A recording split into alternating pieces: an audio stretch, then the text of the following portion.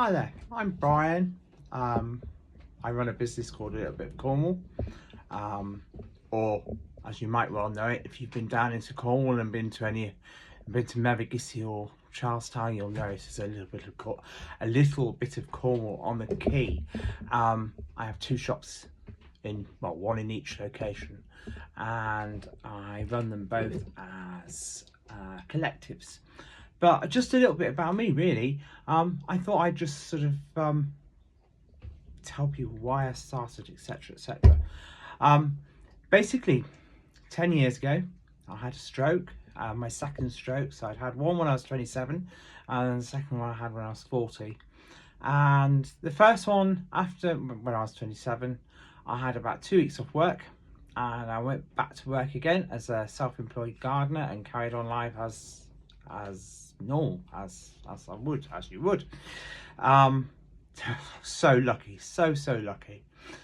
And then the second stroke came along, and I thought I could do the same thing. And I spent 2 weeks, well, no more than 2 weeks. I spent several months trying to run a gardening business after having I wouldn't call it a severe stroke, but it was a much worse stroke than the first one. So I was in quite a lot of pain. I had a lot of lifestyle weakness, still have that. Mobility was not great. My back was not great. There was a lot of mental health issues going on and all that sort of thing. And in the end, I listened to my physiotherapists and my doctors and my wife and everybody else who knew me. And I gave up the business, which was, at the time, was heartbreaking because I'd been running it for 20 years and I kind of knew what I was doing, and I got some really good friends from the business. You know, all the customers I had were lovely. It was a really hard part of my life, a really difficult thing to do, and I suddenly found myself after a couple of weeks of so-called I forget what it's called. See, this is one of the problems with strokes, you forget things. So after a couple of weeks of physiotherapy, after a few months of speech and language therapy, because I also had aphasia after my stroke, which is another subject slightly, but it's where you forget what you're saying, you forget sentences, you forget words. I would stand up and talk to somebody and just nothing would happen. I'd just stand there looking stupid and feeling stupid. And again, you can kind of see where, a perfectly healthy chap goes from, running about left, right and centre, I had my own business, I had a yacht that I used to go sailing in. I was the same as anybody else, really. I was very lucky. Still do live in a lovely part of the world. And suddenly this stroke thing comes along and gives me a bit of brain damage, and so I had to change my life quite a lot. And so after a few weeks of resting, as I say, and rehabilitating, doing physiotherapy, doing the speech and language therapy and that sort of thing, I found myself sitting there getting more and more depressed and more and more anxious and worried and feeling useless and all those feelings that you're bound to get. Many of the people watching this will find it, for whatever reason, whether it's because you're just retired or you've had an illness or whatever, you find that you lose your purpose in life. And that's what I was doing, and that's what was happening to me.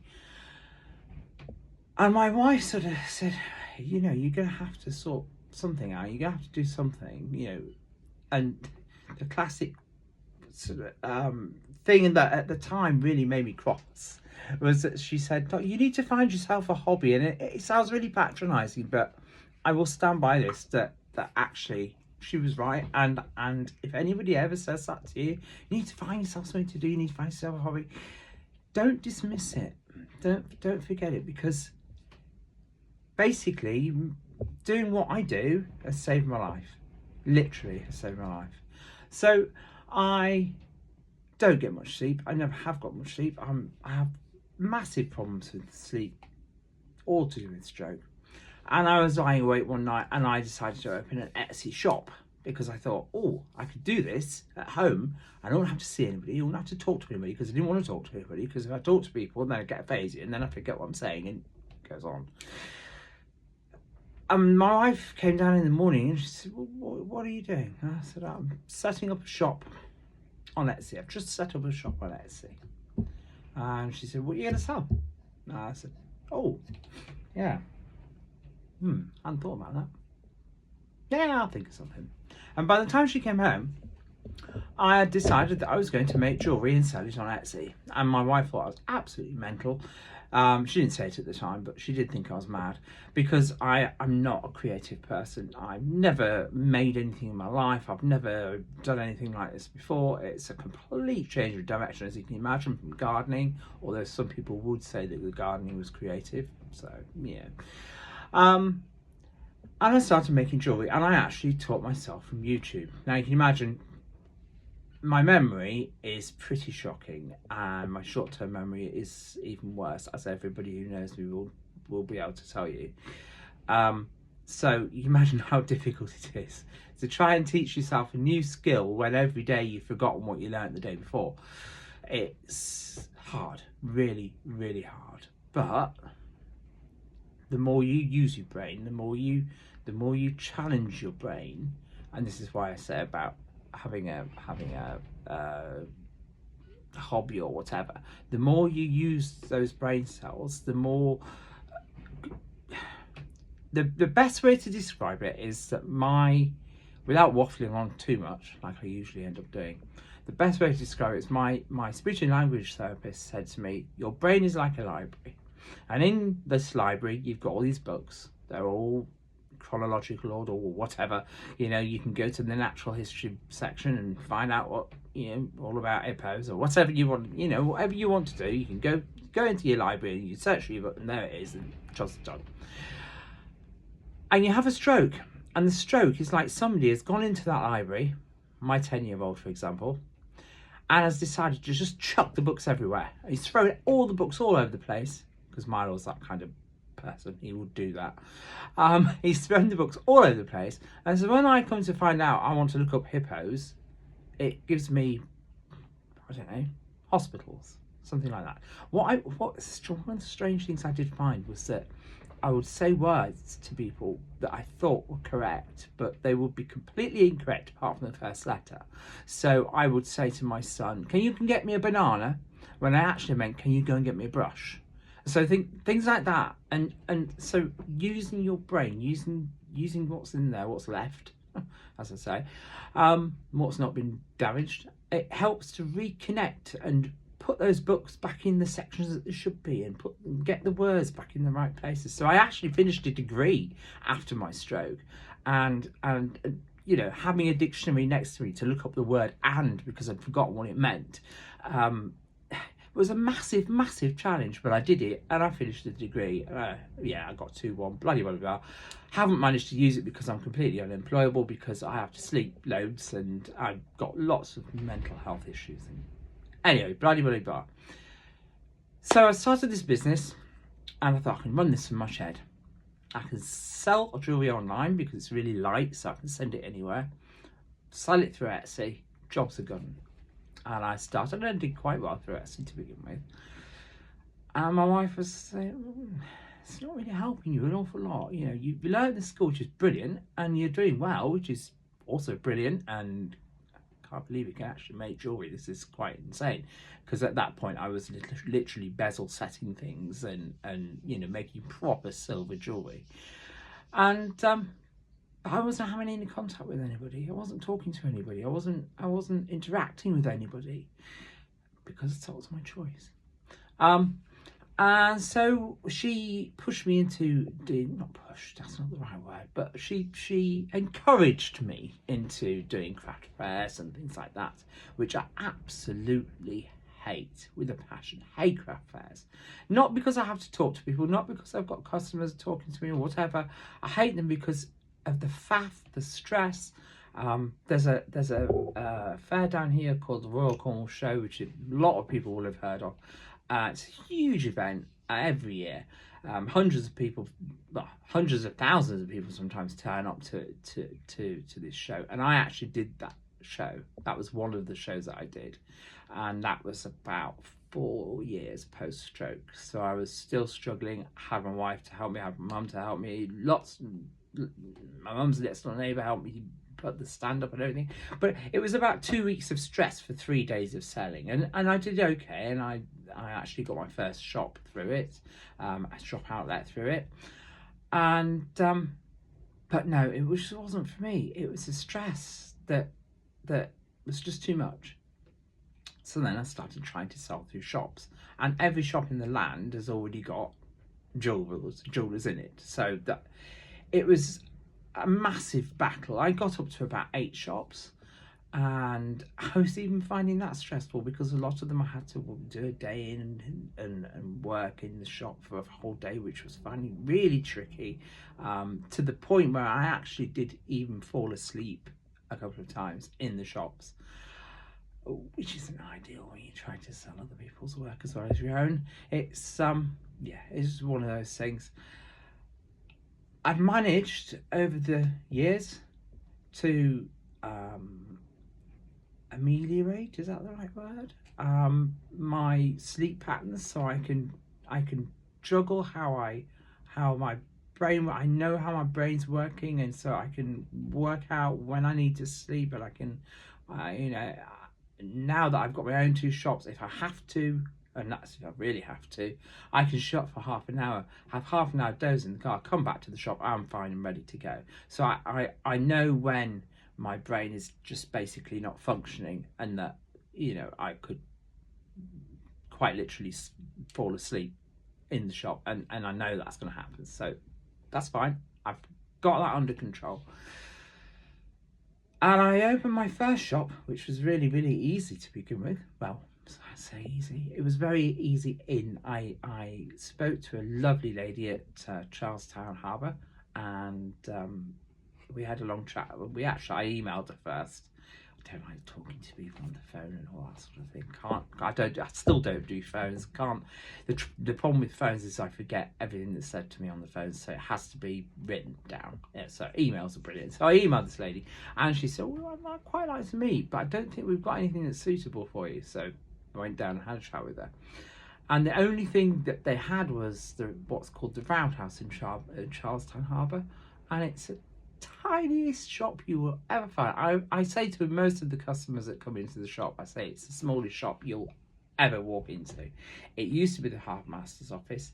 It's just about squeezes 6 of us in there, just about, and we all do a different craft each, and we all do a day a week each. So that means that I've got a shop that's open 6 days a week, 7 days a week, because we argue over Sundays. And I only have to be there for 1 day a week. So it worked out perfectly for me. And obviously there's the bookkeeping behind it all and all that sort of thing, which is a bit of a drag, but I manage it. My wife helps me an awful lot because I can't do bookwork or figures or anything like that. I'm find it very tricky. So I get a lot of help for that. And then I decided in my wisdom that one shop really wasn't cutting it, and I really needed to have another open, another outlet. And I had a friend, well, I say friend, Facebook, Instagram type friend, in Mevagissey, which is another gorgeous Cornish village that you can look up on the internet and see how lovely it is. And I managed to secure a shop right on the quay, right next to the slipway at the top of the harbour there. And so my shop, a little bit of Cornwall on the Quay in Charlestown, transferred quite nicely over to Mevagissey. And so I'm 2 shops called a little bit of Cornwall on the Quay, and it's kind of become a name. And so I have the 2 shops now. Hoping this year to buy the second shop, the shop in Mevagissey. Looking into that. It's proving problematic because like most people, I haven't really got £38,000 deposit lying around, and so I've got to sort of figure out a way of getting around that. So if anybody knows a way, let me know. But yeah, so that is me basically. What I do is I make jewelry. I make silver jewelry. I do gold jewelry. I make gold rings for people. I've done wedding rings and engagement rings, and I've done all sorts of things. And I use sea glass, which has been found in the local area by myself and my wife and the kids. And I do also buy in some sea glass from other places, where there's certain sea glass that you cannot get from anywhere other than, say for example, the multi sea glasses, which are multicolored sea glasses like this one here, like that sort of thing, where you've got a blue in it and a white, and you can't get them. Let's hold that up a bit better. You can't get them anywhere else other than in Seaham in Northumberland, and I can't be bothered to go all the way up to Northumberland. So I do have some friends up there that send me down sea glass now and again, to fulfil the special niche kind of jewelry. I do silver jewelry as well. I do normal, just basic gold jewelry and basic silver jewelry, you know, hammer jewelry and that sort of thing. And I like to teach myself new things, so I try not to do the same thing over and over again. And I have a website. I don't update it an awful lot. I'm going to try. That's one of my goals this year, is to update my website, as well as tidying the lodge. Have you seen that lodge? Yeah, it is a big lodge, but it's so messy. It just, yeah, that's one of my jobs this year. So yeah, I've got a little bit of Cornwall.co.uk, which is my website, and then I've got the two shops, which are a little bit of Cornwall on the Quay, one in Mevagissey, right on the quay side. Can't miss it. Promise you can't miss it. It's tiny, but you can't miss it. It has 12 artists in there, collective of 12 artists. I think it's 12, might be 10. All Cornish, everything's Cornish. It's all located in Cornwall, made in Cornwall. Really, some really nice stuff. Some better stuff than I could ever dream of making. But yeah, I'm the jewellery in both shops, so there you go. And then I have the other shop in Charlestown, which is Charlestown Harbour, and it's right at the very end of the harbour, dead opposite the pier house. You can't miss the roundhouse. You will have seen it in Poldark and things like that. It's so famous, it's untrue. And it's a gorgeous little shop. It's a stunning little shop. And that's me, basically. So far, that is me. Plan this year, like I said, is to hopefully buy the shop in Mevagissey with some help from somewhere. God only knows where. But anyway. And potentially, maybe, possibly, if I can get my head around the two shops that I've got and not have too much stress with the two shops I've got, which has not worked for the last 2 years, but if I can get them running okay without me mostly, I'm looking at getting 2 more this year as well. So that is kind of on the back burner while I look at Mevagissey and try and figure out how to buy Mevagissey. But I am thinking about renting a couple of more shops. I've got areas in mind that are also, you know, by the seaside sort of thing, which is perfect for what we do. And I try and keep the same makers, so I've got the same makers in both shops. Plus, obviously, in Mevagissey, I've got some more makers that then I can get into Charlestown. But all the makers in Charlestown followed me over to Mevagissey, which was really nice. And they're really blooming helpful. And without them, I couldn't do this. So, yeah, massive thank you to them. I just, really, what I'd like to get from this, or to get across to everybody from this, is that you might be struck with adversity of some description. Like, I've had 2 strokes, so it's, you know, I do find life challenging. I can't walk very far, so I use a wheelchair. You know, I memory issues, crap, but I still manage just about. I'm very lucky. I still manage to do something that's worthwhile and actually have a purpose. And I think that is something that we can all aspire to, really. I'm not trying to be some kind of amazing person. I'm not. I'm just me. And this is the way I find that keeps me going and keeps that spark going and stops me from not being here anymore, kind of thing. I know that sounds really dramatic, but I have had very low points, as anybody who's had a stroke, anybody who's had MS, ME, countless other different things that have health conditions and things. Anything that affects your mental health can be really, really, really tricky. And I was at one point, before I started this business, my wife was basically taking all my tablets to school. Well, she's a teacher. She was taking all my tablets to school with her and leaving them in the car so that I couldn't overdose. That's how bad it got. And doing this has given me a purpose and given me a reason to keep marching on. And I've now got 10 artists that rely on the income from the shops that I run. So I have that motivation as well to keep going and keep, you know, whatever my body's saying to me, you know, just keep trying to keep going. So to everybody out there, anybody who's struggling with adversities or anything like that, keep going, because you'll get there in the end. Because I have, and if I can, anybody can. And I mean that. I ought to update you on the birds in the garden, really, because that's what I tend to try and do. I've tried to do a few of these films, YouTube videos, whatever they are, and showing you how I make my work and showing you how I do my work. And on all of them, I try and just mention what's going on in the garden, because what's lovely about the position of my lodge where I work is that I can look out of the window just there. And I mean, you can see there's windows all around me because it's really bright and airy. There's no unnatural light in here at all. This is just natural light that comes into the lodge on a really dull day as well. And I try to update people on the birds that are in the garden, just because it's what I do. And I love watching them while I'm working, and it's quite nice to see them out there. But to be honest, there's not very much out there today. I don't know whether the neighbourhood cats have been around, but yesterday we had about 16 long-tailed tits in the garden, which was amazing because it's the first year that we've had long-tailed tits, and I was quite impressed with that.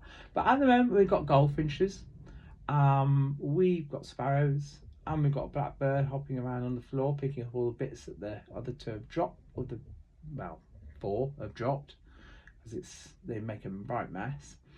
Blue tit, great tit. Oh, what's flown down? No, all goldfinches. Mostly goldfinches today. So, yeah. There we go. That's the bird situation in the garden. Normally there's loads more. And one day I'll work around how I can spin the camera around and show you them all. It's all on the bird feeders. I haven't got bird table anymore because the RSPB says don't. So we now have bird feeders hanging all over the apple tree. And yeah, they love it, and hopefully it'll keep them healthy and safe.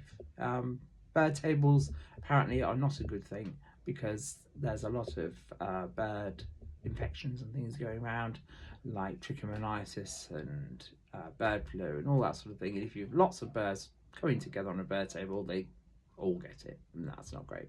So by having the bird feeders, they're not in so close a contact, and so it's the best way of feeding them without hurting them. So there you go. That's the end of my going on a lot. Check out my website. I will update it at some point in the next few months.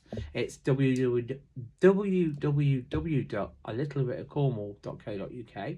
Check out my Instagram, which is I cannot actually remember. It's something like, no, I can't remember. Sorry, can't remember. But if you put in a little bit of Cornwall, you'll find me. Or Brian Osborne, and you'll find me. Facebook, same thing. Put in a little bit of Cornwall, and you will find the jewellery business, and it links into the main shops as well. And you can see videos of the shops in there, and all the other work that's available in my shops.